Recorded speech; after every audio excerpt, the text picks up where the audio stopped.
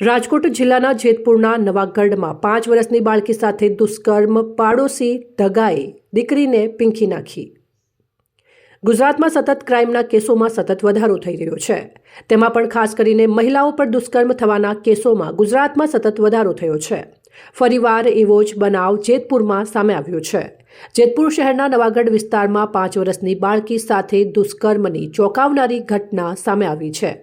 પડોશમાં રહેતા શખ્સે બાળકીની એકલતાનો લાભ લઈ આ હેવાનિયત આચરતા વિસ્તારમાં ભારે ચકચાર મચી ગઈ છે। આ બનાવ અંગે જાણ થતાં જ પરિવારજનોએ તાત્કાલિક પોલીસનો સંપર્ક કર્યો હતો। મળતી માહિતી મુજબ નવાગઢ વિસ્તારમાં રહેતી બાળકી અવારનવાર પડોશમાં રમવા જતી હતી। બનાવના દિવસે પણ તે પડોશી પરિવારના ઘરે રમવા ગઈ હતી। તે સમયે ઘરમાં વૃદ્ધા હાજર ન હોવાને કારણે આરોપીએ બાળકીની એકલતાનો લાભ લીધો હતો। બાળકી ઘરે પરત ફર્યા બાદ માતાએ રોજિંદી રીતે પૂછપરછ કરતા તેણે નિર્દોષ શબ્દોમાં બનેલી આ ઘટના વર્ણવી હતી। ત્યારબાદ પરિવારજનો ચોંકી ઉઠ્યા અને તરત જ બાળકીને સારવાર માટે ખસેડી પોલીસ ફરિયાદ નોંધાવી હતી।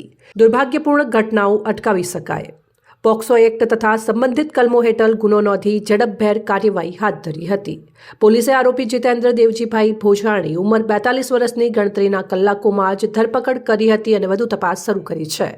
આ બનાવને બાળ સુરક્ષા મુદ્દે ગંભીર પ્રશ્નો ઊભા કર્યા છે।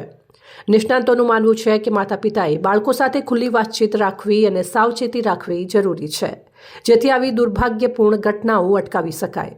ઉદ્યોગનગર સરદારપુર દરવાજા પાસે એક જે નાબાલિગ બાળકી છે તેના ઉપર શારીરિક અડપલા કરી અને રેપની ફરિયાદ નોંધાવવામાં આવી છે, જેમાં આરોપી છે જીતુ દેવજીભાઈ ભોજાણી, જે એમની પડોશમાં જ રહે છે અને અવારનવાર એમના ઘરે જતો હોય અને એમને પણ એમના ઘરે રમવા માટે બોલાવતો હોય અને આ શારીરિક અડપલા કરતો હોય। આ જે ભોગ બનનાર છે દીકરી, એના માતાજીને આ ખબર પડતા આ સમગ્ર મામલો છે એ પોલીસ સુધી પહોંચતા એનામાં કાયદેસર વિધિવત ગુનો દાખલ કરી અને એની ધરપકડ કરવામાં આવેલ છે અને એમના અત્યારે જ રિમાન્ડ માગતા એમની 2 દિવસની રિમાન્ડ પણ મંજૂર કરવામાં આવી છે। એવા શખ્સ કોણ છે અને શા માટે બાળકીને આવું કર્યું? શખ્સ છે એમનું નામ મેં અગાઉ કીધું એમ જીતુ દેવજીભાઈ ભોજાણી છે, એ મજૂરી કરે છે અને 35 વર્ષની ઉંમર છે એમની, અને એ બાળકી નાની ઉંમરની છે અને એમને બોલાવીને આમ માનસિક રીતે થોડો પેલો લાગે છે એટલે એના આધારે એ બોલાવીને એને શારીરિક અડપલા કરતો હતો, એના આધારે આ ગુનો દાખલ કરવામાં આવ્યો છે। આજે શખ્સ છે તેમના ઘરે જ બોલાવતો હતો, એકલતાનો લાભ લઈને આવું કૃત્ય કર્યું? હા, એમને રમવા માટે બોલાવતો હતો અને નાસ્તો આપવા માટે બોલાવતો હતો અને જ્યારે છોકરી રમતી હોય ત્યારે ઘણીવાર એના ઘરે જવાની ટ્રાય કરતો હતો। આ તો બનાવ કઈ રીતે સામે આવ્યો?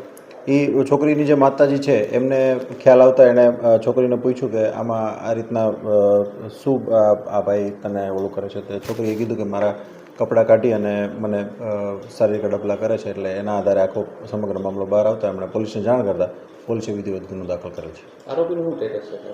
આરોપી હસ્તગત થઈ ગયેલ છે અને એની રિમાન્ડ લેતા હાલ 2 દિવસની રિમાન્ડ પણ કોર્ટે મંજૂર કરેલ છે। રિપોર્ટર નયન રાવરાણી, પ્રદીપ તંત્રાલ, ન્યૂઝ ધોરાજી, રાજકોટ।